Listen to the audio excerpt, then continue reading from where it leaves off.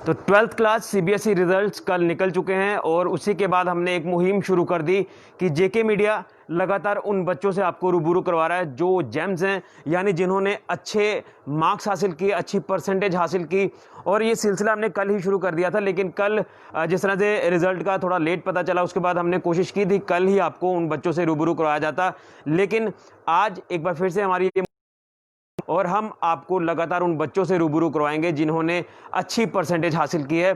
तो मेरे साथ सांबा डिस्ट्रिक्ट की एक और होनहार बेटी है सिमरनजीत कौर, जिन्होंने 98.2% मार्क्स हासिल किए हैं 12th क्लास सीबीएसई रिजल्ट में और इनकी स्ट्रीम है ह्यूमैनिटी।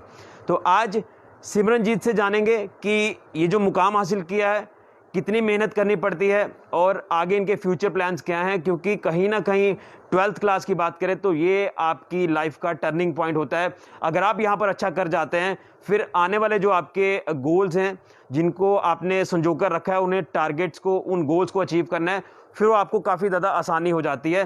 तो अब मैं आपकी बात कराऊंगा सिमरनजीत कौर से, क्योंकि 98.2% मार्क्स लेना कोई आसान बात नहीं है, क्योंकि ये सारा का सारा मेहनत का फल है जो आज सिमरनजीत को मिला है। तो सिमरन, सबसे पहले तो आपको जेके मीडिया की तरफ से बहुत बहुत शुभकामनाएं और आपके पेरेंट्स को भी जिन्होंने आपको यहाँ तक पहुँचाया। तो मैं शुरुआत यहीं से करना चाहूँगा कि जो मेहनत आपने की, किस तरह से मेहनत की और ये मुकाम हासिल किया, क्या कहना चाहते हैं? बहुत ज़्यादा आसान तो नहीं होता यहाँ तक पहुँचना, लेकिन मैं यही कहूँगी कि प्रैक्टिस, प्रिपरेशन, कंसिस्टेंसी और हार्ड वर्क के साथ हम ज़रूर यहाँ तक पहुँच सकते हैं। और ज़रूरी नहीं कि लास्ट के 2-3 महीनों में हम गियर अप करें तो ही सिर्फ हम अच्छे मार्क्स ले सकते हैं। हम बिगिनिंग से एंड तक हम अगर थोड़ी थोड़ी मेहनत करते रहें साथ साथ, तो हम बहुत अच्छे मार्क्स हासिल कर सकते हैं। और मैंने इसी तरह प्रिपेयर किया है। अच्छा, ये तो हो गया आपने जो मेहनत की वो आपको उसका रिजल्ट भी आज मिल गया, लेकिन इसके पीछे का क्रेडिट टीचर्स की बात करें जिन्होंने आपको यहाँ तक पहुँचाया, आपको मॉरल सपोर्ट आपके पेरेंट्स का मिलता है, उसको लेकर क्या कहना चाहते हैं? बहुत ज़्यादा जो मॉरल और मेंटल सपोर्ट है वो मेरी फैमिली ने मुझे दिया। दूसरा, टीचर्स और मेरे प्रिंसिपल ने बहुत ज़्यादा सपोर्ट किया मेंटली, और जो भी स्टडी मटेरियल था काफ़ी वो भी प्रोवाइड किया। और टीचर्स के बहुत ज़्यादा एफ़र्ट्स थे, हमेशा हमारी 4 PM तक भी क्लासेस कई बार लगती रही। टीचर्स ने बहुत हार्ड वर्क किया, जिस तरह के वेदर कंडीशंस थे उसमें भी। और हमारी प्रिंसिपल मैम जो थी वो बहुत एक्टिव थी, वो हर 2 दिन के बाद आकर हमें पर्सनली देखती थी, चेक करती थी कि हमने किस तरह से अपनी प्रिपरेशन जारी रखी है। और पेरेंट्स का बहुत ज़्यादा सपोर्ट रहता है, फैमिली का बहुत ज़्यादा सपोर्ट रहता है, हर तरफ से सपोर्ट आपको मिला है। तो सब्जेक्ट की बात करें, आपकी जो स्ट्रीम है ह्यूमैनिटी, कुछ बच्चे होते हैं, 2 ही उनके ऑप्शन होते हैं, मेडिकल, नॉन मेडिकल, यानी डॉक्टर्स या फिर इंजीनियर बनना है। लेकिन ह्यूमैनिटी, क्या आपके माइंड में आया था जब आपने स्ट्रीम रखनी थी, क्योंकि 10th के बाद स्ट्रीम होती है आपकी, तो उस टाइम क्या माइंड में था कि मुझे ये वाली स्ट्रीम में आगे ही बढ़ना है? एक्चुअली जब मैं क्लास 6 में थी तब से ही मेरे दिमाग में एडमिनिस्ट्रेटिव जॉब्स के लिए मतलब बहुत ज़्यादा एंथुजियाज़म था हमेशा से, और यही चाहती थी हमेशा कि यही ज्वाइन करूं, सिविल सर्विसेज के रिलेटेड बहुत ज़्यादा। और हमेशा फैमिली ने भी सपोर्ट किया कि ठीक है, जो आप कहोगे हम आपका बिल्कुल सपोर्ट करेंगे उसमें। और मैंने बस उसी माइंडसेट से ह्यूमैनिटीज़ स्ट्रीम चूज़ किया। हाँ, सोसाइटल प्रेशर काफ़ी ज़्यादा इसमें हो जाता है, क्योंकि आसपास के लोग अक्सर कहते हैं कि 10th में अच्छी परसेंटेज थी तो भी आपने क्यों ह्यूमैनिटीज़ चूज़ किया, आप मेडिकल, नॉन मेडिकल चूज़ कर सकते थे बेटर ऑप्शंस के लिए। लेकिन मैं यही कहूँगी कि जो हमारा दिल हमें कहता है करने को, हमें वही करना चाहिए, क्योंकि हम उसी में बेस्ट कर सकते हैं। मैं जानती हूँ कि अगर मैं मेडिकल, नॉन मेडिकल लेती, मैं अच्छे मार्क्स उसमें भी स्कोर कर सकती, लेकिन शायद मेरा दिल वो करने को नहीं मानता। तो ह्यूमैनिटी स्ट्रीम बेस्ट स्ट्रीम है अगर हम उसमें अच्छा कर सकें तो। अच्छा, ये तो हो गया, लेकिन इसी के साथ साथ जब 12th में आप आए, अपने बेसिक्स को क्लियर करना, अपना शेड्यूलिंग करना कि मुझे किस तरह से पढ़ना है, स्कूल जाना है, स्कूल से वापस घर आना है, शायद आप कोचिंग भी लेते होंगे, तो इसको लेकर पूरी शेड्यूलिंग को किस तरह से मैनेज करते थे आप? एक्चुअली मैंने कभी कोचिंग्स ली नहीं, क्योंकि इससे मुझे लगता है कि self study is the best option. और कोचिंग से आजकल बहुत ज़्यादा टाइम वेस्ट भी कहते हैं बहुत ज़्यादा होता है। और ह्यूमैनिटीज़ जैसे सब्जेक्ट के लिए जिसमें reading and writing practice must requirements हैं, उसमें अगर हम कोचिंग लेंगे तो हम अपना टाइम बहुत ज़्यादा लूज़ कर सकते हैं। इसलिए मैं यही खुद भी चूज़ मैंने यही किया, और मैं सबको रिकमेंड करूँगी जो भी ह्यूमैनिटीज़ स्टूडेंट्स हैं कि सेल्फ स्टडी पे ज़्यादा वो फोकस करें और अपने डाउट्स जितने हो सके स्कूल में ही टीचर से क्लियर करें। अगर कोई प्रॉब्लम है तो आप कहीं और से भी जैसे कोचिंग्स में ले सकते हैं, लेकिन अवॉइड द टाइम वेस्टेज। लेकिन शेड्यूल एक मैटर करता है, उसे किस तरह से आप मैनेज करते थे? स्कूल में स्टडी करना, फिर घर आके करना, क्या पूरे दिन का आपका शेड्यूल रहता था? पहले तो हम स्कूल से ही 4:30 पहुंचते थे, क्योंकि हमारी क्लासेस चलती थी। और उसके बाद ज़्यादा हमें टाइम नहीं मिल पाता था रेस्ट करने का भी। लेकिन मैं दोपहर को ज़रूर मैं कहूँगी कि सभी बच्चों को जो है रेस्ट बहुत ज़रूरी है, क्योंकि हम अर्ली मॉर्निंग उठ के स्कूल जाना, बिकॉज़ आर्मी स्कूल्स में तो आपको पता ही है, और फिर आकर रेस्ट करना बहुत ज़रूरी है माइंड के लिए भी, फिज़िकली मेंटली बोथ। तो रेस्ट करने के बाद आप अच्छा ही इवनिंग स्केड्यूल सेट करें 3 to 4 आवर्स का। उसके बाद आप ज़रूर बाहर भी जाएं और वॉक भी करें ज़रूर, that is very important physically as well. तो मैं यही कहूँगी कि बस इसी तरह से प्लानिंग करें, और हो लेट नाइट स्टडीज़ भी करें, not more than 2 to 3 hours. मैं आपसे जानना चाहूँगा, क्योंकि आपने जो परसेंटेज लाई है 98.2%, एक मुकाम है ये। लेकिन मैं ये भी जानूँगा, कुछ बच्चे जो शेड्यूल अपना नहीं बना पाते, उनको काफ़ी दिक्कत होती है। लास्ट टाइम जब एग्ज़ाम शुरू होते हैं तो फिर वो एक बोझ लेते हैं अपने ऊपर, तो उनके लिए आप क्या कहना चाहते हैं? क्योंकि एक आप ये कह सकते हैं कि उनके लिए एक प्रेरणा बने हो आप, 98% से भी ज़्यादा मार्क्स लाना। उन बच्चों को क्या मैसेज देना चाहते हो जो बोझ लेकर चलते हैं 12th क्लास का? एक्चुअली 12th क्लास कोई बर्डन नहीं है। ये बोझ तभी लगती है जब हम लास्ट के 2 to 3 मंथ्स में आकर पढ़ते हैं। अगर हम धीरे धीरे बहुत ज़्यादा टाइम देकर नहीं, बल्कि अगर हम 2 to 3 आवर्स भी डेली का अगर हम सेल्फ स्टडी देते हैं, लेकिन from the beginning till the end, तो हमें ये बहुत हेल्पफुल साबित हो सकता है। हमें फिर बाद में बहुत ज़्यादा ज़ोर लगाने की, मेहनत करने की ज़रूरत नहीं पड़ती। तो कंसिस्टेंटली वर्क करना इज़ वेरी इंपॉर्टेंट। चलो, ये तो हो गया मैसेज बाकी बच्चों के लिए, लेकिन मैं आपसे ये जानूंगा कि आपकी अब बाकी एक्टिविटीज़ क्या थी? क्या आपको भी कभी लगा कि यार मुझे स्ट्रेस हो रहा है, तो क्यों ना थोड़ी देर बाकी एक्टिविटीज़ में पार्ट लिया जाए, या मम्मी पापा को तंग किया जाए? कुछ इस तरह की एक्टिविटीज़ भी रही होंगी। मम्मी पापा को तंग करना तो चलता ही रहता है। इसके साथ साथ जब भी स्ट्रेस होता था तो मेरे दादू हमेशा कहते हैं कि, क्योंकि हम बहुत सिखिज़म इज़ हमारा रिलीजन है, और हमें रिलीजन यही सिखाता है कि बेस्ट मेडिसिन जो स्ट्रेस को रिड्यूस करने की, वो है डिवोशन। है ना? तो वो भी किया काफ़ी ज़्यादा, गॉड में भी बहुत ज़्यादा फेथ था हमेशा से। और दूसरा, अपनी जो हॉबीज़ हैं वो भी परसू की। Reading is the best hobby. जब भी हमें स्ट्रेस हो रहा हो तो रीड करना, दैट रिड्यूसेस स्ट्रेस। तो उसके साथ साथ ट्रैवलिंग भी कभी, लेकिन क्योंकि बहुत ज़्यादा प्रेशर होता है तो ट्रैवल कम किया जाता है। लेकिन अब वैसे भी ट्रैवल नहीं कर पा रहे कोविड-19 की वजह से। जी, तो अभी तो वो भी एक स्ट्रेस हो रहा है। जी। पहले का सोच के रखा होता है, जैसे रिज़ल्ट आएंगे, अच्छे रिज़ल्ट आएंगे तो घूमने जाएंगे, लेकिन वो तो अभी ब्लॉक्ड है।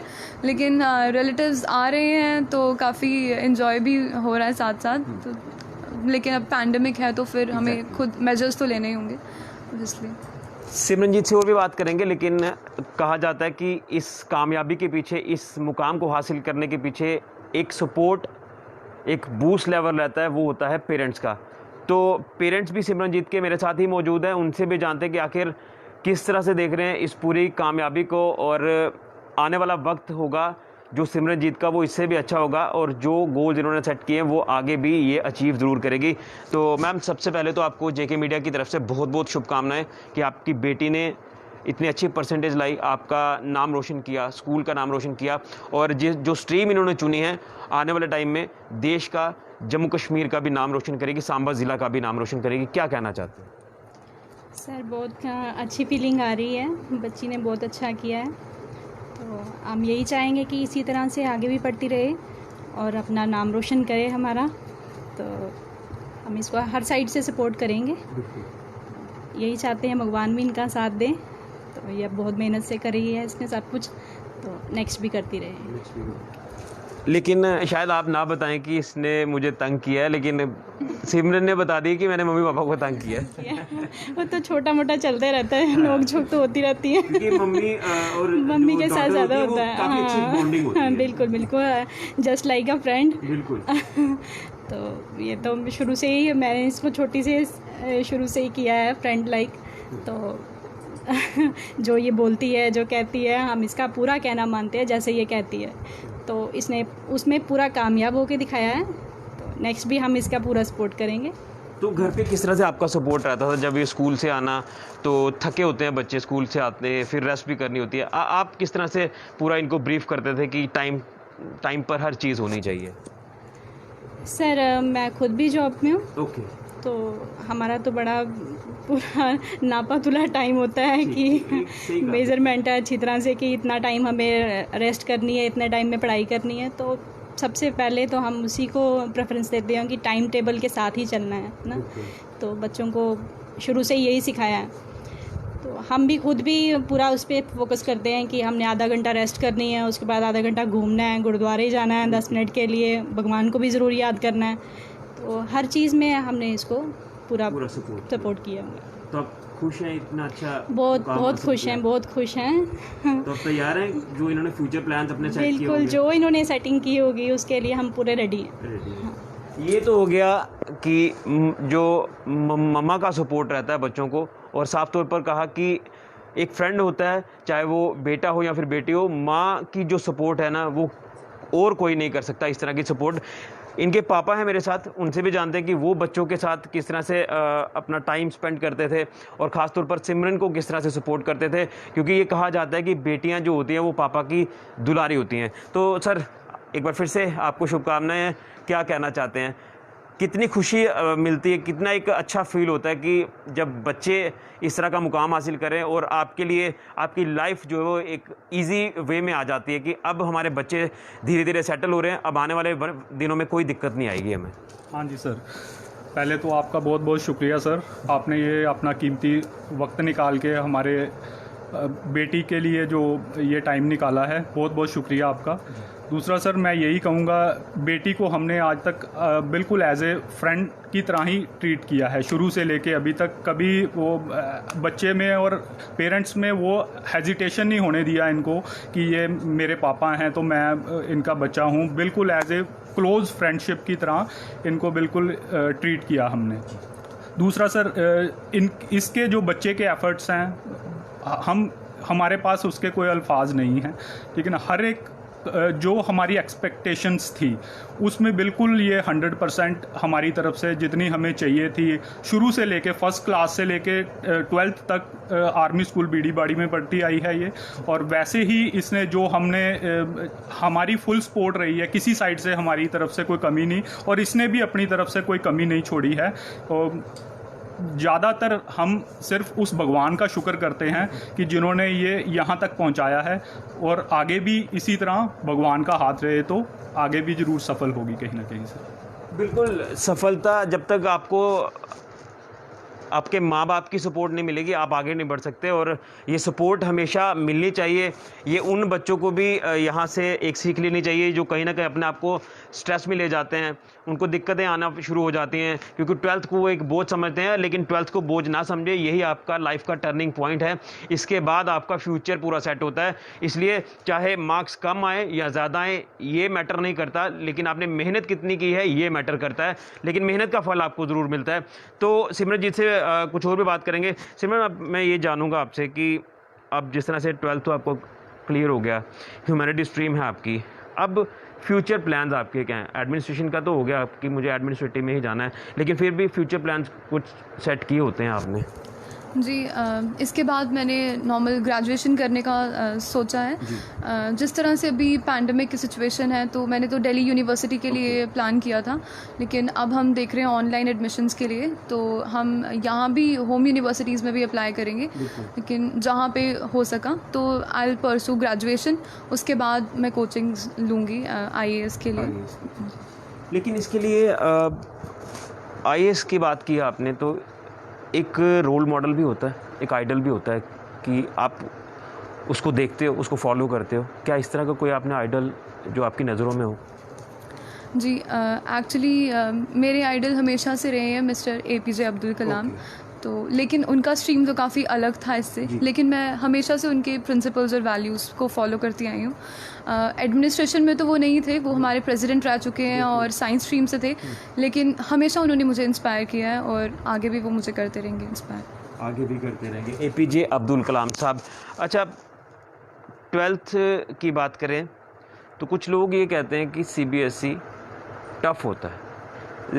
ये वाली मिथ भी ज़रा आप उन बच्चों की दूर कर देंगे जिनको लगता है कि टफ़ होगा, क्योंकि जब आपने सोचा कि मुझे पढ़ना है, फिर वो सीबीएसई मैटर नहीं करता, जेके बोर्ड मैटर नहीं करता, आपका फोकस होना चाहिए आपकी स्टडी की तरफ। ये मिथ जो है ना, ये भी इसे आज दूर कर दीजिए आप। जी, ये काफ़ी ज़्यादा मिथ है जो मैंने भी बहुत बार सुना है। सीबीएसई ऐसा कोई टफ़ नहीं होता, लेकिन बात सिर्फ ये है कि आपके डाउट्स और आपको अंडरस्टैंडिंग कितनी है। सीबीएसई हमें असेस करता है on the basis of our understanding. जितना हम टॉपिक को अंडरस्टैंड कर सकेंगे, हम अगर मगअप करेंगे तो हमें सक्सेस मिलना बहुत मुश्किल है।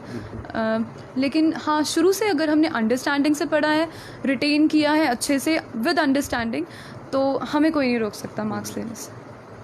तो मम्मी पापा का कहना है कि आपका भी कहना है कि दादू का सपोर्ट आपको रहा, तो मेरे साथ दादू भी आपके मौजूद है, लेकिन मैं आपसे जानना चाहूँगा पहले कि कितना सपोर्ट, क्योंकि दादा दादी के जो पोते पोतियाँ होती हैं उनसे ज़्यादा लगाव होता है। अक्सर इस एज में होता है कि दादा दादी बच्चों से यही एक्सपेक्ट करते हैं कि बच्चे हमारे साथ ज़्यादा से ज़्यादा टाइम स्पेंड कर सकें, लेकिन जैसा कि हमें पता ही है कितना टाइम हमें स्टडीज़ को देना पड़ता है, तो मेरे दादा दादी ने कभी मुझसे ये शिकायत नहीं की कि आप हमारे साथ टाइम नहीं स्पेंड करते, हमसे बात नहीं करते, कभी नहीं। तो हमें हमेशा इनकरेज किया कि आप बस पढ़ो पढ़ो पढ़ो, इस वक्त आपका पढ़ने की एज है, अभी पढ़ो। तो लेकिन हमेशा उन्होंने हमें सपोर्ट किया, कभी डीमोरलाइज नहीं किया, सोसाइटल प्रेशर के अंडर वो कभी नहीं आए। तो बस यही सबसे बड़ी इनकी सपोर्ट थी। सबसे बड़ी सपोर्ट है। मैं आखिर में आपके पास एक बार फिर से आऊँगा, ख़त्म करूँगा, लेकिन सिमरन के जो दादा दादी हैं वो भी मेरे साथ हैं, उनसे जानते हैं कि आखिर पोती ने इतना बड़ा मुकाम हासिल किया है, कितनी खुशी होती है। और वैसे भी मैंने बताया कि जो दादा दादी हैं उनका पोते पोतियों के साथ ज़्यादा लगाव होता है। तो दादाजी, आपसे मैं जानूँगा कितनी खुशी है आपको, आपकी पोती ने इतना बड़ा मुकाम हासिल किया, और आने वाला भी अच्छा टाइम जो है वो सिमरन का आने वाला है, क्योंकि जो इन्होंने स्ट्रीम सेट की है, तो डीसी भी आ सकती है आने वाले दिनों में। क्या कहना चाहते हैं? मेरी पोती सिमरनजीत कौर ने बहुत अच्छा रिज़ल्ट हासिल किया है, जिसमें कि कल से जब से रिज़ल्ट निकला है हमें अभी तक दुनिया लोगों ने सोने नहीं दिया। सारी रात भर भी मुबारक और फ़ोन आते रहे। कल शाम से भी अभी तक भी लगातार कंटिन्यू चल रहे हैं। मीडिया वाले भी दो तीन पार्टी हमारे पास पहुंची है, उन्होंने भी इंटरव्यू लेके हमारी पोती का बहुत अच्छा हमने जो हमारे जो सपने थे वो साकार किए हैं हमारी पोती ने। और बहुत हम भगवान से यही प्रार्थना करते हैं कि भगवान जो आगे भी इनकी सोच है उसके मुताबिक आप इनकी हेल्प करो ताकि वहाँ पहुँच सके। और लोगों ने भी, हम बाकी बच्चों ने भी ये शिक्षा लेनी चाहिए कि जैसे सिमरनजीत कौर ने ये मुकाम हासिल किया है, जहाँ आगे भगवान भी इनको अगला मुकाम भी हासिल कराए। सब ने ऐसा ही, बच्चों ने ऐसा ही हासिल करनी चाहिए, कोशिश करनी चाहिए ताकि इस मुकाम पे पहुंच जाए। मैं ऑर्डिनरी कैप्टन प्यारा सिंह मेरा नाम है, विजयपुर में हम रहते हैं। उनका और तो आपका बहुत काफ़ी सपोर्ट रहता होगा। आर्मी में आपने सर्व किया है, यानी देश सेवा की है, और यही जो आपके नक्शे कदम पर आपके जो पोते पोतियाँ वो चल रहे हैं। हाँ, बिल्कुल चल रहे हैं, बिल्कुल। मेरा बेटा भी ये भी आर्मी से रिटायर, अभी गवर्नमेंट टीचर लगा हुआ है। मेरी बहू जो है, बेटे की बहू, वो भी सर्विस कर रही है। बहुत अच्छा सपोर्ट रहा हमारा सबका।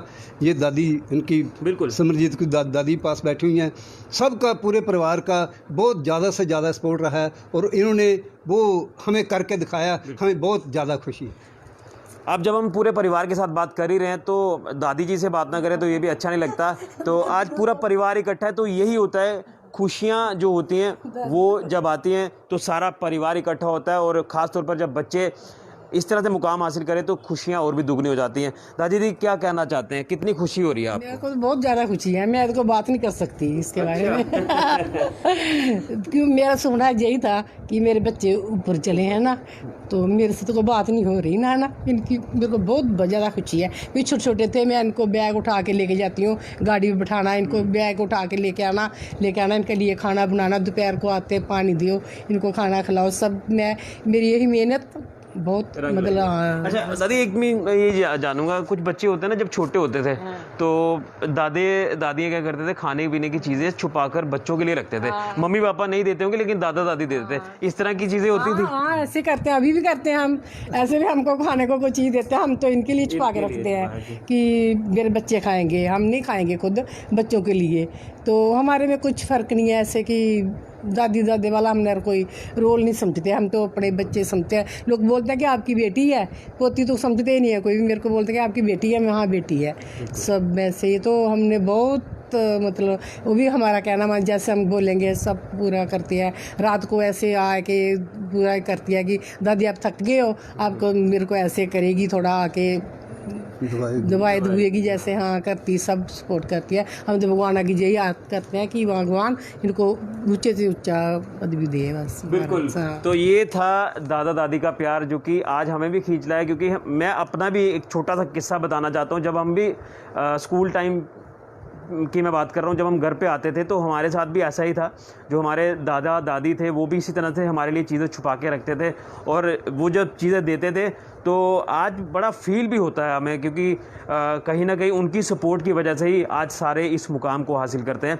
तो सिमरन से जाते जाते मैं बात करूंगा। सिमरन, अब मैं आखिर में यही जानूंगा कि उन बच्चों को क्या मैसेज देना चाहते हैं जो 12th क्लास में भी आए हैं, ताकि उनको मैसेज आपका जाए कि आप पूरी तरह से स्टार्टिंग से ही अपना स्टडी को कंटिन्यू करें, ना कि बोझ लेकर लास्ट में। जैसे कि अभी पैंडमिक की सिचुएशन है और स्कूल्स तो बंद हैं, तो बच्चों को काफ़ी दिक्कत भी आ रही है पढ़ने में, लेकिन मुझे लगता है कि ये एक गोल्डन अपॉर्चुनिटी साबित हो सकती है उनके लिए, क्योंकि वो भी घर पे हैं और ज़्यादा से ज़्यादा सेल्फ स्टडी का टाइम उनके पास है। अब जैसे कि CBSE ने सिलेबस भी काफ़ी हद तक रिड्यूस कर दिया है, तो ये उनके लिए और भी बहुत बड़ी बात है। तो ऑनलाइन स्टडी मटेरियल्स अवेलेबल हैं, ऑनलाइन प्लेटफॉर्म्स हैं, उनसे वो हेल्प ले सकते हैं। और हमेशा कंसिस्टेंटली अपनी प्रिपरेशन जारी रखें, अपनी फ़िज़िकल हेल्थ पे भी थोड़ा फोकस करें, साथ साथ मेंटली भी प्रिपेयर रहें, और बस कंसिस्टेंटली मेहनत करें। एक मैसेज इंटरनेट की बात करें, 4G नहीं चल रहा, ऑनलाइन मटेरियल के लिए काफ़ी दिक्कत आ रही है, क्या मैसेज रहेगा गवर्नमेंट को भी कि इसको लेकर भी एक जल्दी ही एक फैसला लिया जाए, ताकि ऑनलाइन स्टडी की जो बात की जा रही है बच्चों को दिक्कत ना आए? जी, ये तो बहुत ज़रूरी हो गया है, क्योंकि पहले तो शायद स्कूल्स जब थे तो तब तो ज़्यादा प्रॉब्लम नहीं थी, लेकिन अब जैसे स्कूल्स भी बंद हैं और ऑनलाइन प्लेटफॉर्म्स को असेस करने के लिए 4G मस्ट है, तो इसलिए अब गवर्नमेंट को ये फ़ैसला लेना चाहिए, जल्दी से जल्दी कुछ इसके लिए करना चाहिए, 4G ओपन करना चाहिए दोबारा। लेकिन अगर कुछ सिक्योरिटी रीजंस हैं अगर, हाँ, तो उनको भी इग्नोर नहीं कर सकते, लेकिन हाँ इंटरनेट तो ज़रूर प्रोवाइड करना चाहिए। चलिए सिमरन, पहले तो मैं आपको एक बार फिर से बहुत बहुत शुभकामनाएं देता हूं, और आपका जो गोल है आने वाला एडमिनिस्ट्रेटिव में आपने जाना है वो भी आपका पूरा हो, इसके लिए हम आप कामना करते हैं, और कामना ये भी करते हैं कि पैंडेमिक ख़त्म हो जाए और आपकी ट्रैवलिंग जो रुकी हुई है वो भी कंटिन्यू हो जाए। जी बिल्कुल, ट्रैवलिंग बहुत ज़रूरी है। चलिए, तो अभी बातें और भी थी लेकिन समय का भी एक पाबंदी रहती है, तो इसलिए ये जो हमने कोशिश जारी की है, इस कोशिश को हम आगे भी बढ़ाएंगे। और मैं आपको ये भी बताना चाहता हूँ कि लगातार हमारा यही प्रयास होता है कि उन बच्चों से आपको रूबरू करवाया जाए, क्योंकि ये बच्चे आपके लिए प्रेरणा बन सकते हैं। इसलिए हमारा यही प्रयास होता है कि जो बच्चे अच्छा मुकाम हासिल करके आते हैं, चाहे वो JK बोर्ड की बात कर लें या CBSE की बात कर लें, बोर्ड मैटर नहीं करता, परसेंटेज मैटर नहीं करती, आपकी मेहनत मैटर करती है, और आपको आपकी फैमिली का सपोर्ट और टीचर्स का सपोर्ट मैटर करता है, जिनकी वजह से आप यहाँ पर आज पहुँचे हैं। इसलिए हमारा यही एक मकसद होता है, और बच्चों के लिए ये बच्चे प्रेरणा बने, इसीलिए हम इन बच्चों से आपको रूबरू करवाते हैं। और एक बार फिर से हम यही कामना करेंगे कि सिमरन ने जो गोल्स अपने सेट किए हैं कि एडमिनिस्ट्रेटिव में जाना है, और ये जो एक मिथ बनी है कि JK बोर्ड और CBSE टफ होता है, इसको भी ज़्यादा इसके ऊपर भी ध्यान देने की ज़रूरत नहीं है। आप अपनी सिर्फ स्टडीज़ पर फोकस करें, यही एक मंत्र होता है आगे जो आपने गोल सेट किए हैं उन गोल्स को अचीव करने का। तो एक बार फिर से सिमरन और सिमरन के पूरे परिवार को बहुत बहुत शुभकामनाएं जेके मीडिया की तरफ से।